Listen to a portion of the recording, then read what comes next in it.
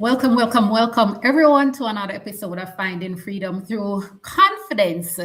This is the space where we always say that confidence isn't something that you pick up from a supermarket shelf, but MVB confidence is currency.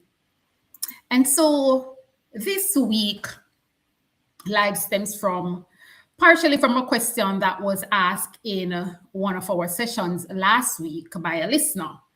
And it's not a new topic, but it's one that's always relevant. And so, before we get into the topic today, let me introduce myself. I am Tanique Easy. I coach first time and mid level managers to lead and communicate more effectively without burnout so they improve team engagement and retention. Again, welcome and thank you so much for joining us for another episode of Finding Freedom Through Confidence. If you are joining us live, I want you to let us know where you're joining us from. Type in the chat, let us know where you're joining from. And if you're catching the replay, type hashtag replay and where you're watching from. I usually come back and I would greet those who watch the replay once you leave a message. Now, that we have that out of the way, let's talk about the topic for today, and that is empathy, the new leadership superpower. And so whether you are a first-time manager, you're a mid-level manager, you are a senior leader in HR or learning and development, this session is actually for you. Because in 2026 and beyond, there's one leadership trait that is very important. And it has always been important. But now we're seeing why more and more that this leadership trait is important to every leader, every organization that's out there. And that is empathy. Empathy is not a nice to have soft skill. It's a must have because it helps with effective leadership, especially now in the work age that we are in, where we're seeing more and more Gen Zs and Gen Xs are entering the workforce. And where we have the Gen X, like myself, who are more senior, who are taking on more senior roles, but the Gen Zs, they are the new managers within the space. And then you have also the Gen Ys that are coming up. But why empathy? And so I just want to talk to us about hey Curtis, thank you so much joining from Houston, Texas. Yeah. I believe it's not so cold right now. Curtis, is it in Houston, Texas? What's the weather like in your neck of the woods in Houston, Texas? It's bright and sunny here on my side here in Jamaica. But let's talk about the roadmap that we're going to go on for today, for the next few minutes that you and I are going to be here together. So what's the roadmap looking like? Why empathy matters in 2026? What empathy is and what it is not. And we're going to look at 3 outcomes that connects with empathy and why it matters in 2026 for leadership, for leaders. And then we're going to be talking about some micro skills that we can employ right now, right after we finish this live today. So let's move right into it. So why is it important? Why is empathy important to us today? Well, empathy is important. I'm going to just bring myself down a little bit more. So empathy is important because it bridges the gap between change and trust. Hi, Lisa. And so things will happen in the workplace. Changes will happen. We have seen the changes that are happening in the workplace right now, where 60 degrees Fahrenheit, that's about 30 something degrees Celsius, is it, Curtis? I am 29 degrees Celsius. We use Celsius here in Jamaica. So I'm 29 degrees Celsius, very sunny, right? So think about how the workplace has changed in the last few years, right? So not only do we have remote work and hybrid work, there continues to be rapid change, diverse team. People are feeling more effects of burnout. We are seeing mental changes or mental challenges that are coming to the fore even now. And so people, because of the diversity of what's happening in the work environment now, where you have teams are distributed right across the world. You have, was just yesterday, I was having a conversation with a young lady from India. She is like how many hours away from me, right? And we were having a conversation. And she have persons in her workplace that are in different parts of the world. And so they don't necessarily see each other in person, but they see each other on Zoom. And so those are the remote work environments. And then you also have the hybrid where you go in and out of the office. You work 3 days in office or 2 days at home or whatever that looks like for you. And so people are craving that connection because guess what? We are social beings. We like to connect, and connection helps us. But not only from the perspective of one team member with another. Greetings, Leslie. Greetings, Leslie. So happy to have you with us from North Carolina. Leslie is coming in from, I believe, yeah, North Carolina. Leslie is from. But I know, right? So thank you for joining us today, Leslie. Great to see you. But yes, so people are craving that connection, not just from North Carolina. Yes, Raleigh, North Carolina. See, I got it. Not South Carolina. I was thinking South Carolina, but I got it. But people are craving that connection from, and the compassion as well from their leaders. So it's their leaders, and it's not only from their team members, but from their leaders that they are craving this compassion. And so, for example, you know, Generation Z, when we talk about the Generation Z, because studies are showing that the Generation Z are now making up probably about a quarter of the workforce. And by the time we reach 2030, it will be about 3/4 of the workforce that will be made up by Gen Z and the Gen Zs and the Gen Ys, right?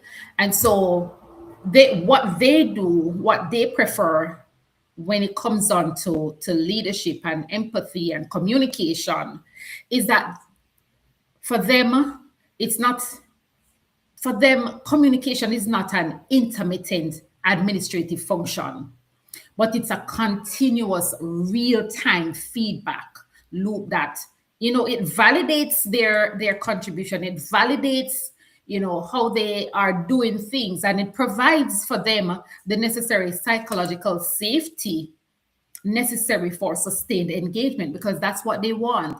And so when we have that command control style as leaders, it doesn't necessarily fosters empathy, right? And so because what they're looking for is empathy keeps the meaning and the safety and the trust in the system. And yes, we have, as we are seeing and we continue to see, where AI is fast outpacing, the capacity. I'm not saying that it's outpacing the capacity to think, but we are outsourcing most of our thinking to AI. But at the same time, it's to bring it back, to use it in such a way that keeps the trust and the safety within the system. And so, on the other hand, what are we talking about? Because empathy matters. All of this, like, you have a diverse work culture. People we are seeing persons being diagnosed now. A lot of persons are even being diagnosed now with, neurodiversity, with ADHD, and the different things that in previous time that would have been missed. And I know Lisa talks, somewhat about women, especially for women who are in the premenopause, the perimenopause and the menopause and the postmenopausal state, where things like these are coming to the fore. And so it's not only about the culture or the neurodiversity, but it's also about that generation. How do we show empathy to all the generations within our workforce, not just some, but all the generations within our workforce? And so empathy isn't softness, it's about it becoming your leadership edge. So it's not about softness, it is your leadership edge, because empathetic leaders guides their team. And so how I put it now is that empathy is about mindset. It starts within the mind, it starts internally. Empathy starts inside of a leader. And because I like to talk about mindset with all of these things, because our mindset impacts everything that we do. And Leslie talks a lot about mindset as well. So you can check out her program, Mind Over Matters, on a Monday, and you can check out her other program on a Friday at 10 a.m. Eastern Standard Time. Empathy starts inside the leader. What does that look like? Belief. The first thing is belief. What do you believe about the people that you work with? What do you believe about people in general? Is it resources first or is it human first? Because here's the thing, humans are also resources. I think we have to realize that everybody is neurodiverse, some more than others, some at different times. Absolutely, absolutely, Leslie, I agree with you on that. And so when we have to understand the cycle of us human and the different changes that we go and grow through. And so not labeling, and shaming persons because they may be in a different stage or be thinking different from you in the context of whatever, in the context of, work environment. So it's a human first versus resources first. But the thing is that human is our greatest resource, because without the humans, no matter how many AI tools we have, we still need the human capacity to support those things.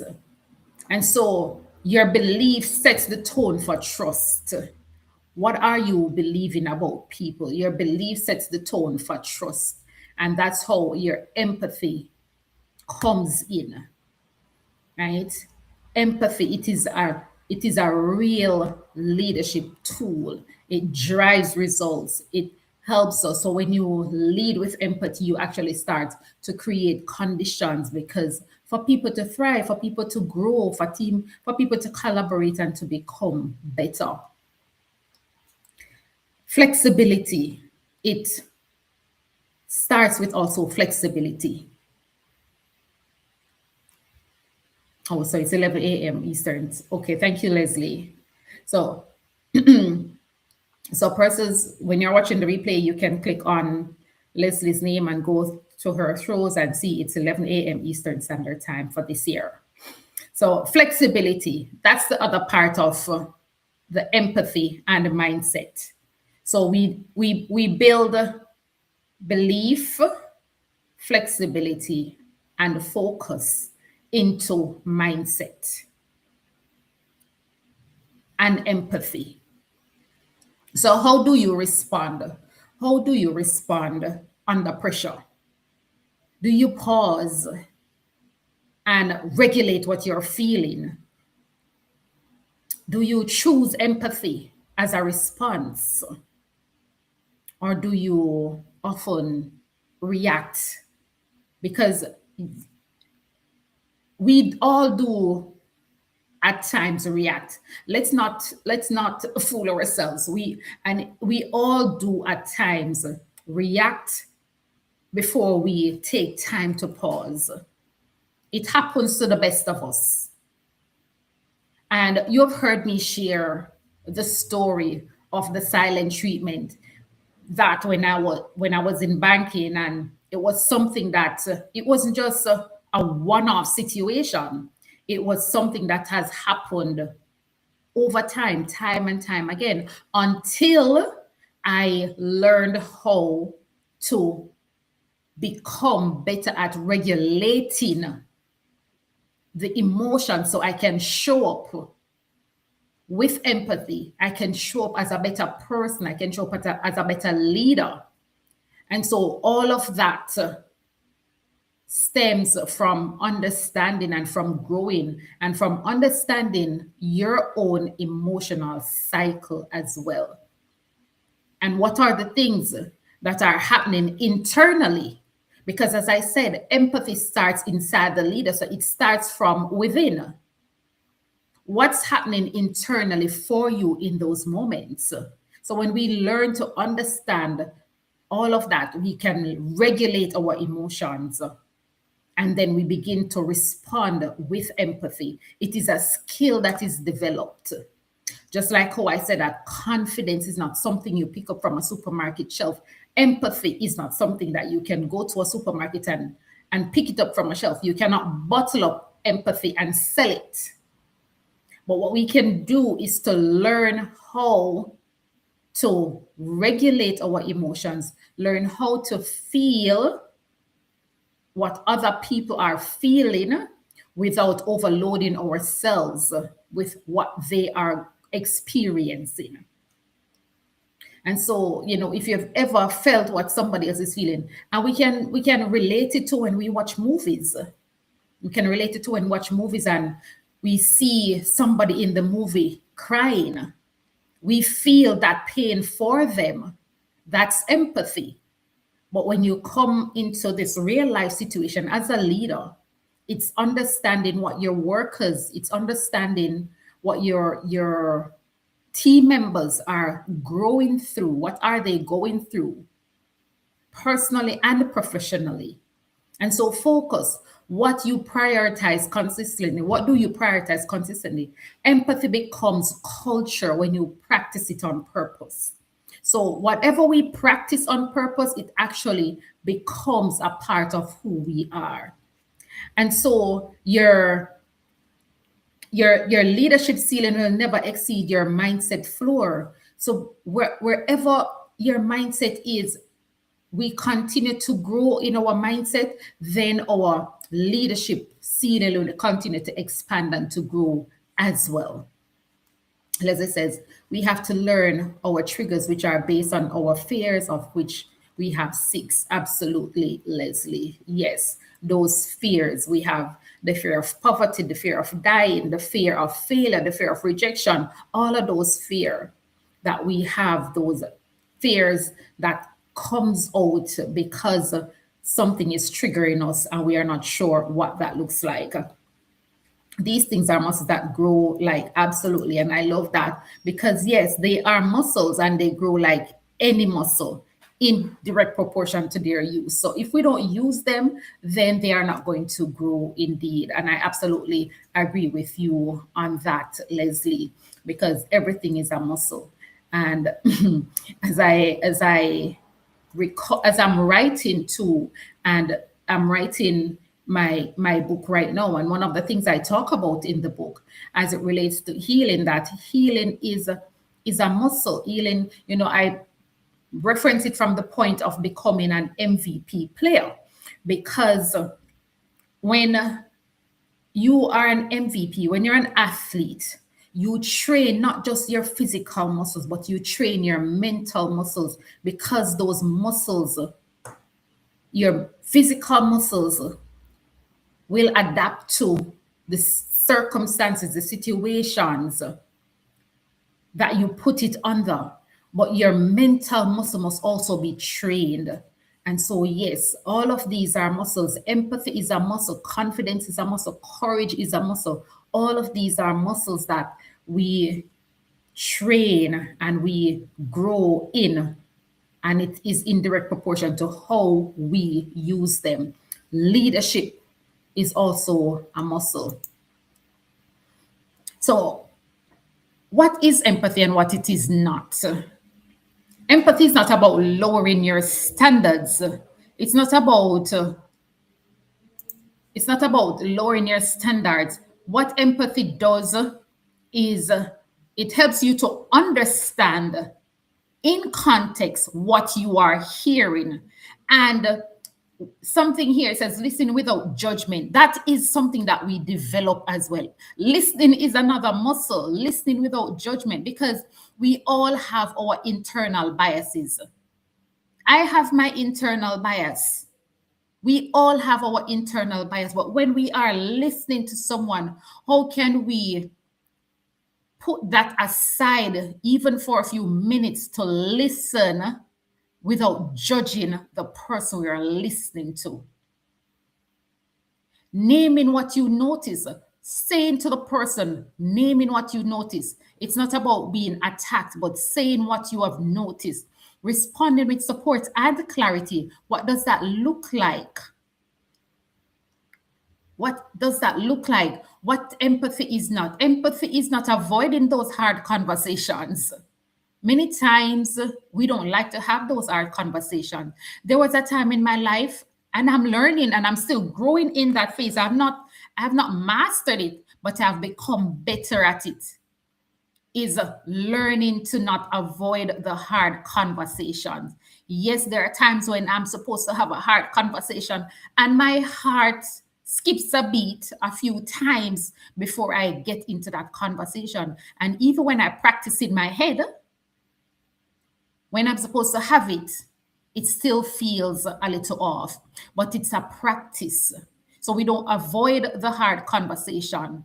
And empathy is not taking on everyone's emotion, right? It's not taking on everyone's emotion. We have to understand how to set emotional boundaries, just like how we set boundaries in our relationships. We set emotional boundaries so we are not overloaded. People don't always dump on us, and so we don't say yes to everything, and we don't confuse kindness with clarity, because that's the thing. It's like, when we mirror other person's emotion, but it's not, we don't have to take on everything. When we set those emotional boundaries, it is a way of protecting self. That is actually wise empathy. That is actually wise empathy, where you have the compassion, but you also set the emotional boundaries. So you can validate the experience, but you still hold the expectation. You validate the experience. You say, I understand, but you without taking on. But you also have an expectation of what the outcome may look like. We also have 6 mental muscles: perception, imagination, intuition, memory, reason, and will. Yes, I'm going to highlight that for our viewers to see those 6 mental muscles that we grow. So, all of those muscles. So, we have the 6 basic fears and we have those 6 mental muscles that grow. So, if you have, I'm just going to pause and I'm going to welcome those who are joining us. Again, if you are just joining us, thank you so much for being here with us today. I'm Tanique Easy. I coach first-time and mid-level managers to lead and communicate more effectively without burnout, so that they can improve team engagement and retention. And you are here with us on Finding Freedom Through Confidence. We are here every Thursday, and we have changed time from 7:30 a.m. to 12 noon Eastern Standard Time. So that's the time that we are on for now at 12 p.m. Eastern Standard Time. So thank you so much for joining us. Again, if you're watching the replay, type hashtag replay. Let us know where you're joining us from.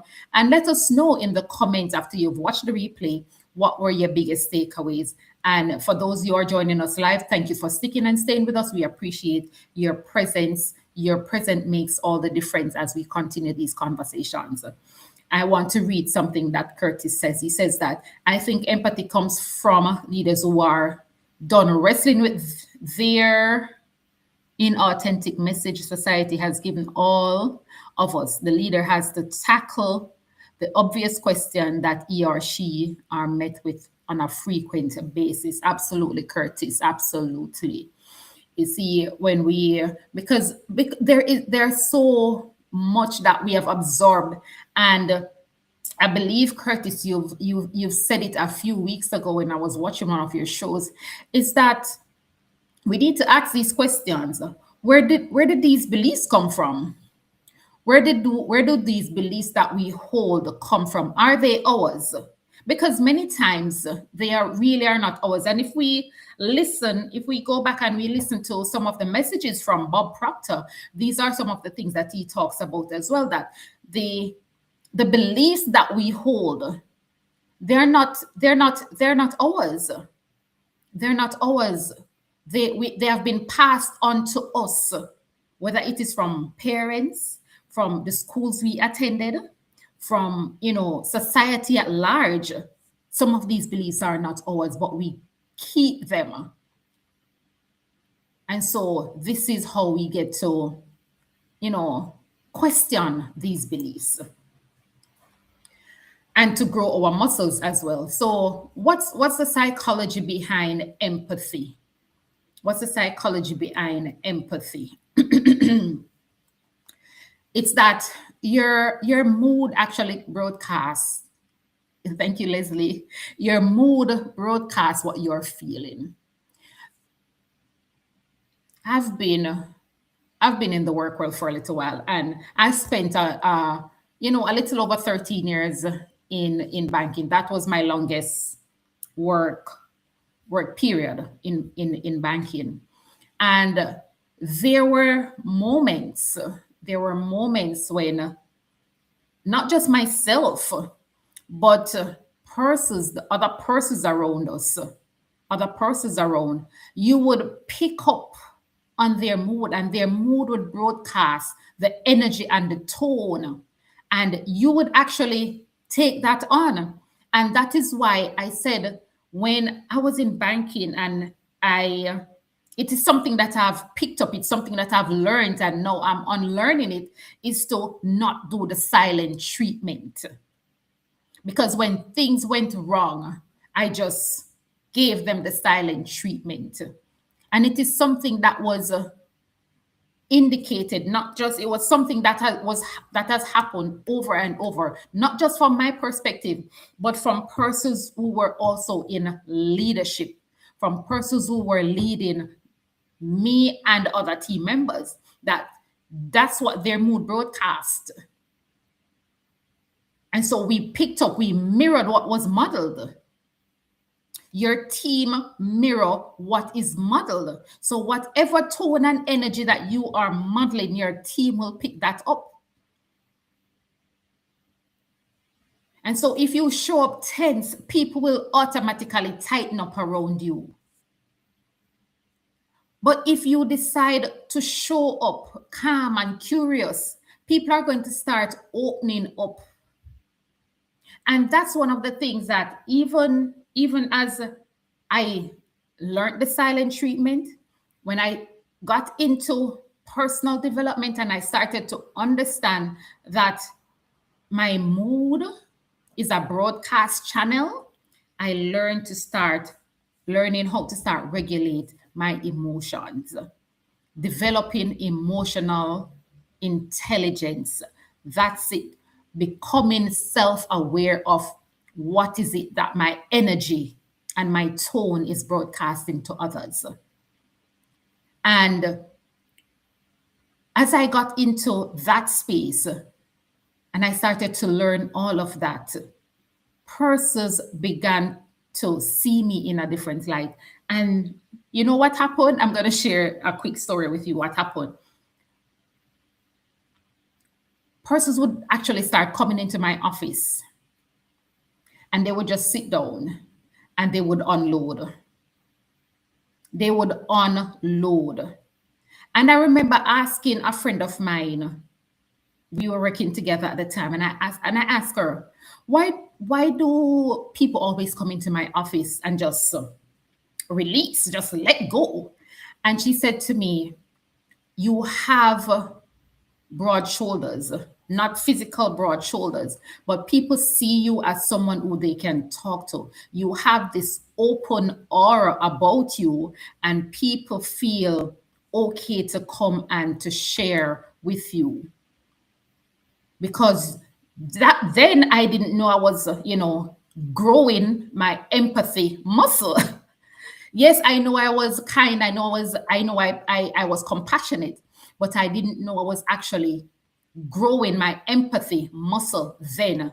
Not that I, would solve their problems, but at the end of the day, they would leave feeling more calm. They would leave feeling more relaxed. They would leave feeling like, yes, I can do this. I can grow. I can do something. Whatever it is that they decided, they knew that they could, because I was that safe space for them. When as a leader, you show empathy, you are open, and you allow people that psychological safety space, they will start opening up to you. They will start opening up to you. And so that is what will happen. People will model, people will mirror your energy and your tone. And so again, empathy starts with self-regulation. And so when people feel safe, they actually starts to contribute even more. So empathy behavior, what does it create? What does it create for you? Curiosity. So as the leader, this is what it's going to create for you as you develop your empathy muscle. You're going to become more curious, and you're going to ask, okay, help me understand what is going on. Tanique, help me to understand what happened in this particular situation or scenario. Then you're going to validate. You're going to validate and say, okay, that makes sense. Okay, let us, what can we do? How can we change this? How can we make this better? And so when that happens, when as the leader, you allow people that psychologically safe space to grow, this is what you will get in return from them. People are going to start speaking up more in meetings. They're going to share their ideas. They're going to share more. People start to learn faster. We will start having better collaborations across teams. And we will have fewer hidden errors because people feel safe. People know that they can contribute without judgment. People know that they are in this space where they can share without oversharing, without burdening the team, but they can actually open up and share what is happening. Transparency. And transparency is another leadership muscle. Transparency is another behavior for leadership that really takes your leadership to another level. What's the outcome? What are the outcomes when we develop empathy as a leader, this muscle as a leader? It's that trust is built. And trust is built in moments. It doesn't happen all at once. It happens in pockets. So when we start to listen and we pay attention, actively listen, not just listening for listening's sake, but we actively listen and pay attention. We give our full attention when someone decides to step into our office, like when person stepped into my office. I gave them my attention. So yes, even though I was working, I would just pause for that 2 3 minutes and to give them my attention, because sometimes that's all people want. People just want you to listen, not to solve their problems. And leaders, we don't solve everybody's problem. We can't solve everybody's problem. And it's not advisable to take on everybody's problem. But we listen, we give them our full attention, and that's going to help them to unload. And then we validate. This is where trust is also built in another pocket of validation. You reiterate what you heard, not what you think, but this is what I heard. And once we reiterate what we think we hear, they will tell us, oh, no, that's not what I was actually saying. And they will let us know in that context what it is. Be transparent. Share in context. So it's not about oversharing or overburdening the person, but it's sharing in context and follow through. As a leader, trust is built in those pockets of follow through. How do we follow through? And here's a prompt that I want us to think about is, have you ever worked under a leader you didn't trust? You just be honest with yourself. Have you ever worked with a leader, under a leader that you didn't trust? You can decide to drop a yes or a no in the chat. And it's not about calling out anyone, but it's about you acknowledging where you have been and how you as a leader have even probably been that leader for someone else. And how can we now use these moments, these pockets of learning to grow from that, to grow from there. And so as we talk about outcome number 2, engagement, when we build empathy, when we become more empathetic, when we grow our empathy muscle as leaders, engagement rises. Because people feel seen, they feel supported. And so here's a simple motivation lens that we can use to help to grow the support, to help to grow us, to help to grow our teams. So our teams will thrive when these 3 basic needs are met within an organization. Autonomy, meaning that I have some choice.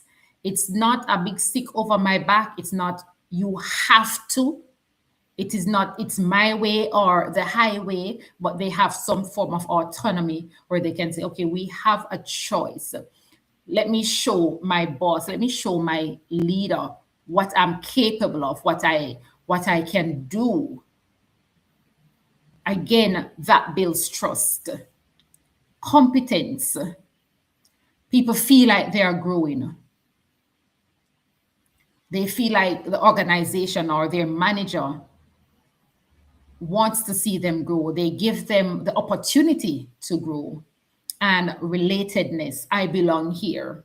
I was reading a post just before we started by, one of my friends, Liz Bell. And she was asking, when you go into an organization, how do you know that you belong? How do you know that you belong there? And, she said when she went into the building and she went up the flights of stairs and she was on the first landing, she saw some pictures, right? She saw some pictures and each picture told a different story. And she resonated with all of those pictures. And she said, yes, this is where I belong. Because she didn't have, she that was her first day at the job. So after the interview and everything, that was her first day on the job. But when she saw those images and she read what the stories behind those were, she said, yes, I am at the right place. So how do we know that we are at the right place? How do we know that we belong? Because when we have leaders who have developed, as Curtis would say, emotional intelligence, which is a part of empathy. Empathy is tied to emotional intelligence. When we have developed that muscle, people can come to us and they feel like they belong. They can relate. When they know that you can relate to them in a way that is open and honest, and they feel belong, then they will stay. And so empathy actions boost engagement. So you want to ask some questions. You want to ask, what support do you need? How can I support you? And be genuine about when you ask, how can I support you? Be genuine with your ask, not just asking because you want to get rid of the person from your office, but ask because you genuinely want to support that person and recognize their efforts. So become a coach in the process. A coach helps us to grow. A coach helps us to recognize some of the abilities that we don't always recognize in ourselves. So become that guide, that coach for that person. And the final thing is to remove barriers. Help to remove some of the barriers that these persons can actually grow, that they can actually feel like they belong. And so I want to ask another question here that you can drop it in the chat, drop your answers in the chat or write it down in your notebook. And it is, what's one thing that increases your engagement at work? What is one thing that increases your engagement at work? So whether you are a first-time manager, a mid-level manager, you are in HR or learning and development, what is one thing that increases your engagement at work? Or if you're a team member and you're not a team lead, but what is one thing that increases your engagement at work? Let us know in the chat. Let us know in the comment what that looks like for you.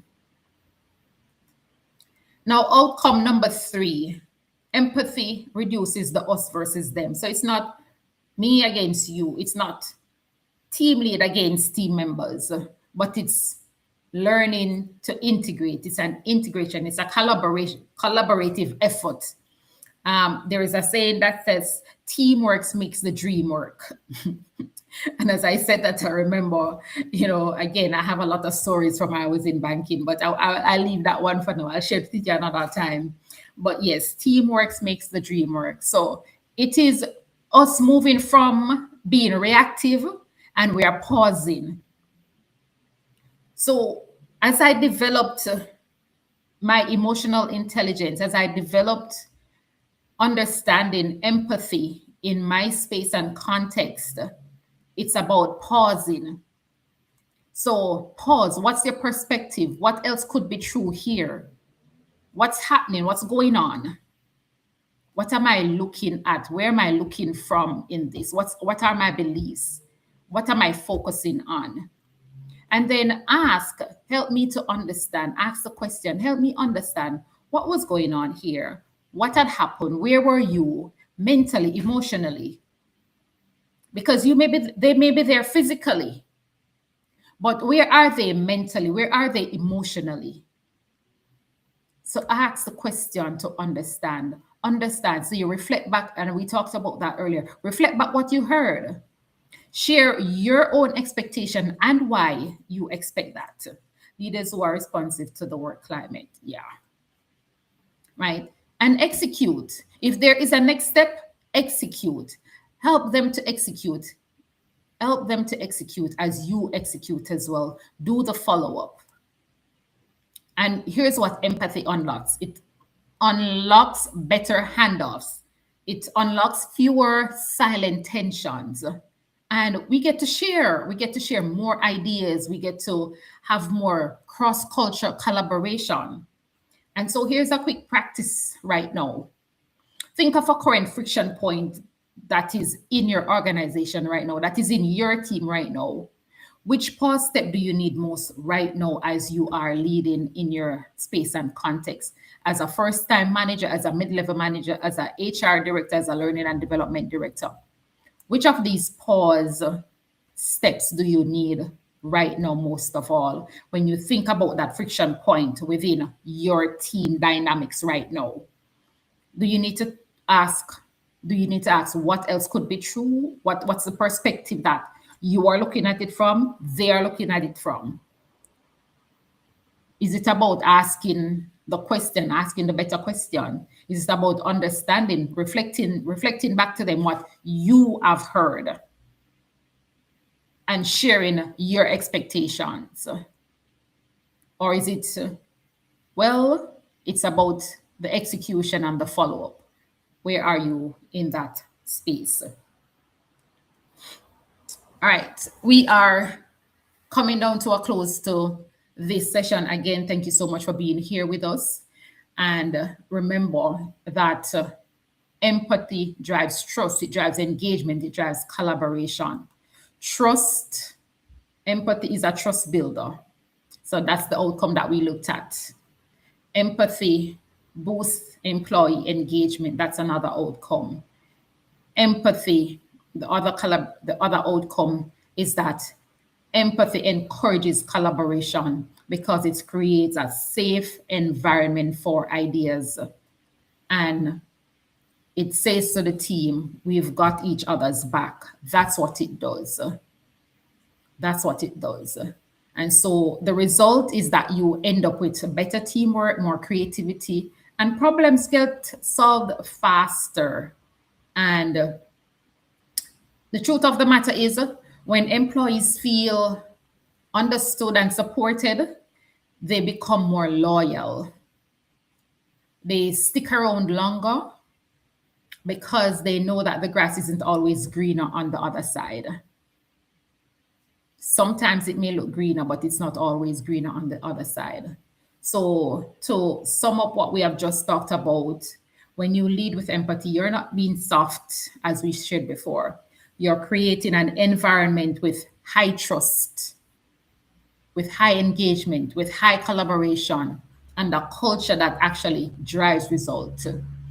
And I believe one leadership expert noted that empathetic leaders inspire others to do their best at work.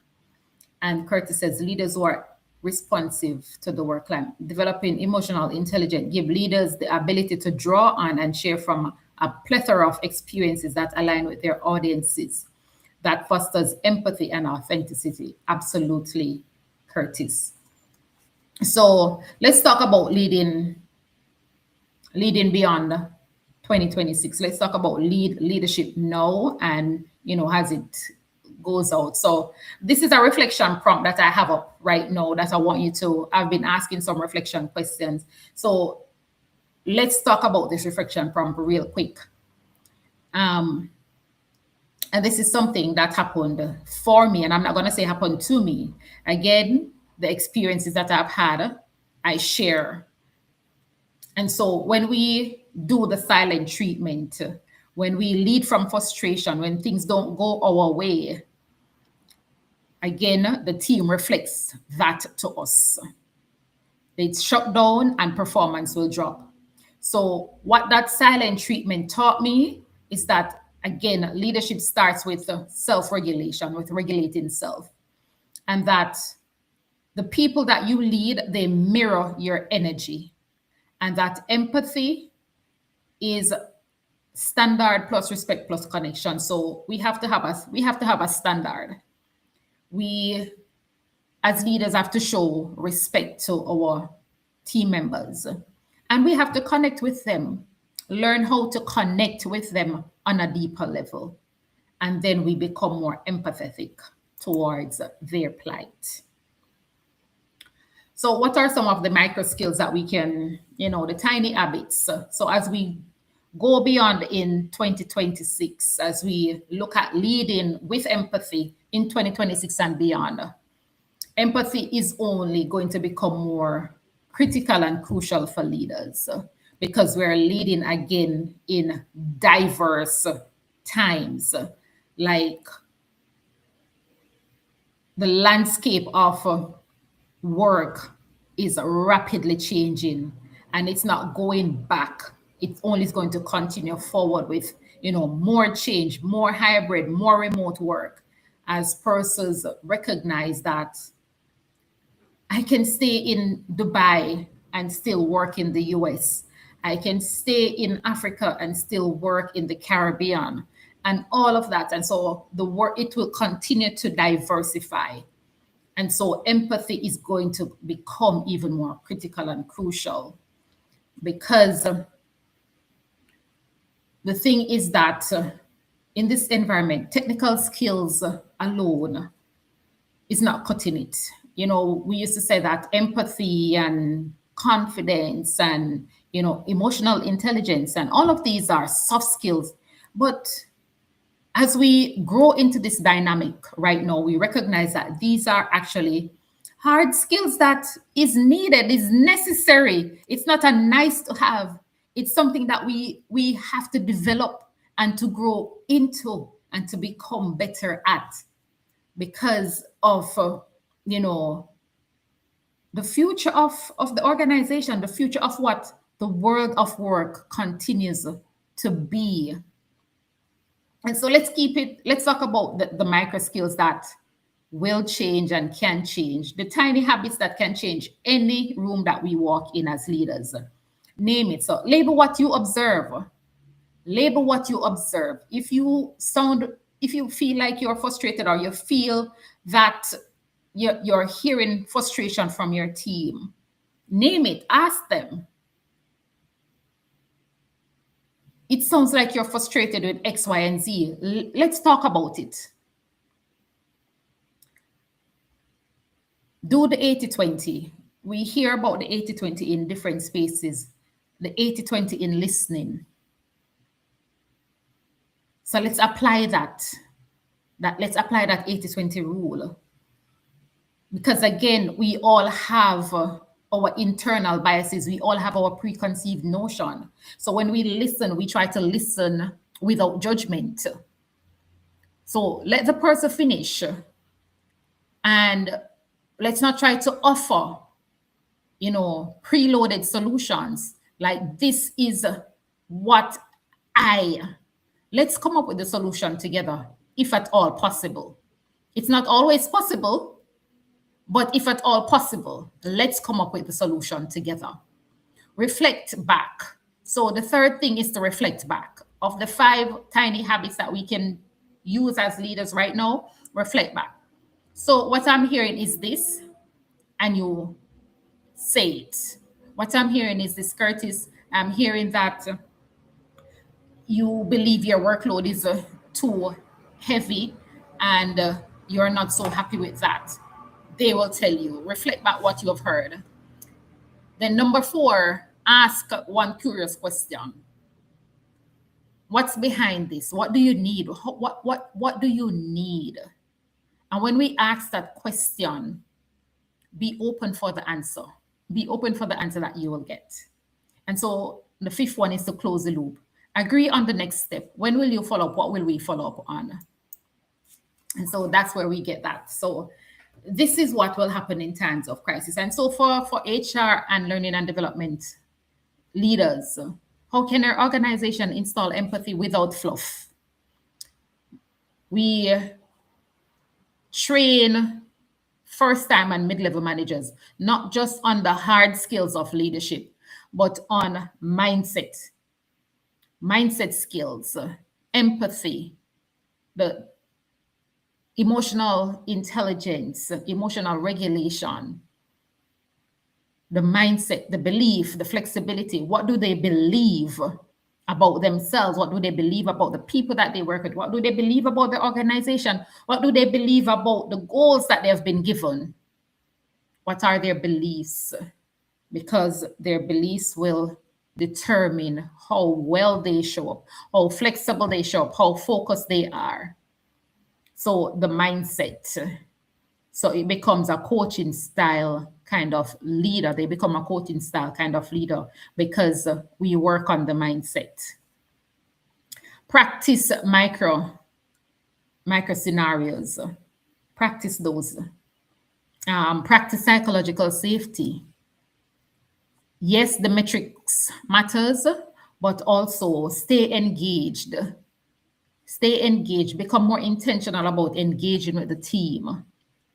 uh, one of my girlfriends, one of the things that her manager does to allow them to stay engaged, to open up a space of, it's not just about the metrics, but psychological safety, is that they have time outside of the office. She brings them outside of the office like once a quarter on a Friday, and they just lime, they just have a space, and people are still guarded because they can't separate that she is their manager when she's out with them. And as much as she say, listen, I am not the manager today, I am just this person. I am here to have fun with you. I am just this person. I'm just here to have fun with you. Forget the manager title. But some persons, they still feel guarded. And that will take time. So those are ways that we can, as leaders, we can start to build in that engagement, to be, to be intentional, to become more effective in our work as leaders.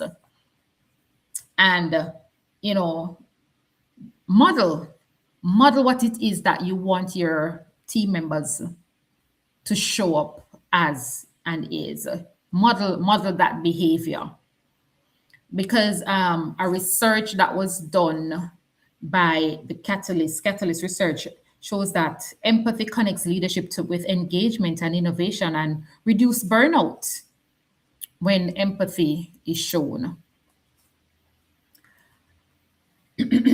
So let's wrap up. We are wrapping up. We are coming down to a close. So the 7-day challenge for you all is do 1 micro skill per day. So this is a 7-day challenge. You can start today. Ask, how are you? How are you really? And we talk about how are you really. Take time to really listen. Not just ask and rush off, but ask because you truly want to know. Validate and summarize what you've heard.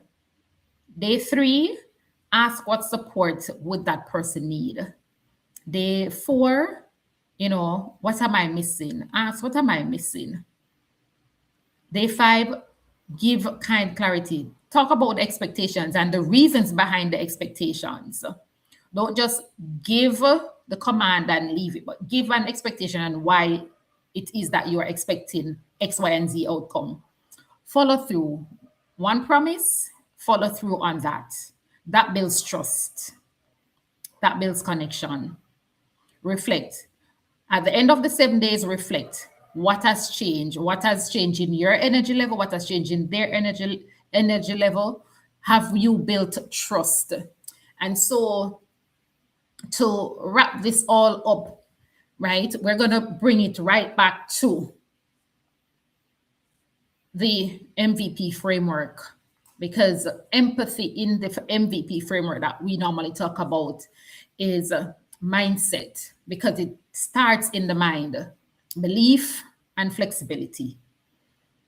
And so empathy is truly the new leadership superpower, and it lives in the mindset pillar of, again, the framework that I just shared. It's about believing that leadership is about people first. It's being flexible enough to meet people where they are. So when you believe in people and you show it through empathy, you unlock the potential, not just in yourself, but also in them, beyond anything that you could have ever imagined. And so when you stay flexible and open-minded as a leader, you can adapt to any situation with understanding and the care that it actually needs.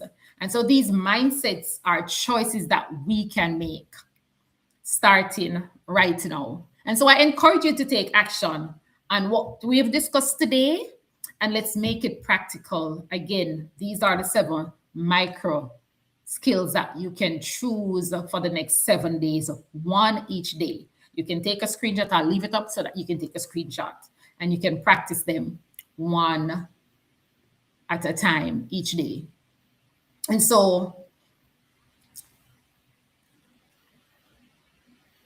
I want to ask for your feedback in the chat. Let's hear some of the takeaways in the chat for you.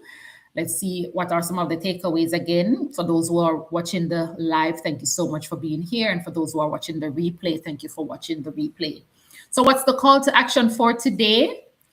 If you are serious about leveling up as a leader and turning these insights into, daily habits, I invite you to join our program.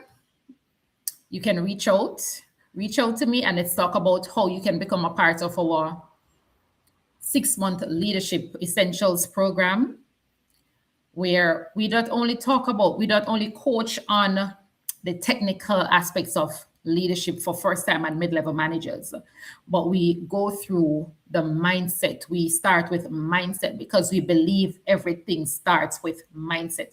Mindset is the foundation for your leadership journey, for your leadership growth journey. That's where it starts. And then we move into the vision of your leadership, the vision of the organization's leadership, and the vision for your team. So we move into vision, and then we move into performance. What does that look like? What are your intentions? What's your intention for yourself? What's your intention for the team? What's the organization intention as it relates to creating wealth? And so I want to thank you so much for spending time with me today. It has been a pleasure. I want you to remember that MVP confidence is a currency. And if this helped you in any way, shape, or form, repost it to your feed, repost it to your network, share it with another leader, and help them to join the conversation. We have these weekly leadership conversations. So subscribe to the YouTube channel, subscribe to the newsletter here on LinkedIn, and mark it on your calendars, because we're here on a Thursday at 12 p.m. Eastern Standard Time. We typically go for 30 minutes, but today we went a little longer. But thank you so much again for being here with us. And remember that MVP confidence is currency. When you lead with empathy, you not only get better results, you also create an environment where everyone, including you, will grow. So go out, my fellow leaders, and let's make empathy our superpowers as leaders. Again, thank you for watching. Bye for now.